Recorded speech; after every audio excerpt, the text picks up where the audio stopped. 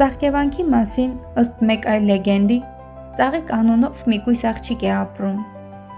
Հայկական իշխաններից մեկը հավանում է նրա գեղեցկությունը և ուզում է բռնի տիրանալ նրան։ Ծաղիկը վախենալով փախչում է Արայի լեռ թաքնվելու համար։ Լեռան ստորոտում նա հանդիպում է մի հովվի, որը գառներ էր արածեցնում, և խնդրում ոչ մեկի չհայտնել իր տեղը։ Զայրացած իշխանը սկսում է փնտրել ծաղիկին նրան պատժելու համար։ Հանդիպում է հովվին, հովիվը վախենում է նրանից և հայտնում ծաղիկ կույսի տեղը։ Ծաղիկը տեսնելով, որ իշխանը ուր որ է կհասնի իրեն, բարձրանում է հսկա ժայռին և իրեն ներքև նետում։ Այդ պահին մատնիչ հովիվը իր ոչխարներով քարանում է։